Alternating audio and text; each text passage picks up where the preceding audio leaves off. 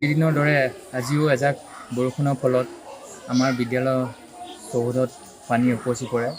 ফলস্বৰূপে আমাৰ শ্ৰেণীকোঠাৰ ভিতৰতো সেই পানী প্ৰৱেশ কৰি আমাক পাঠদানৰ ক্ষেত্ৰত ব্যাহত কৰে।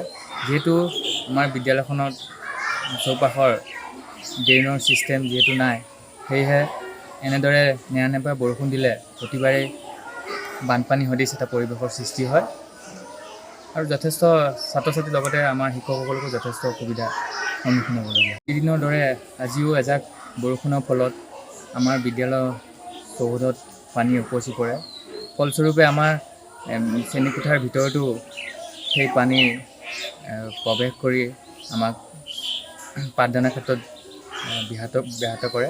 যিহেতু আমাৰ বিদ্যালয়খনত চৌপাশৰ ড্ৰেইনৰ ছিষ্টেম যিহেতু নাই, সেয়েহে এনেদৰে নেৰানেপেৰা বৰষুণ দিলে প্ৰতিবাৰেই বানপানী সদৃশ এটা পৰিৱেশৰ সৃষ্টি হয় আৰু যথেষ্ট ছাত্ৰ ছাত্ৰীৰ লগতে আমাৰ শিক্ষকসকলকো যথেষ্ট অসুবিধাৰ সন্মুখীন হ'বলগীয়া হয়।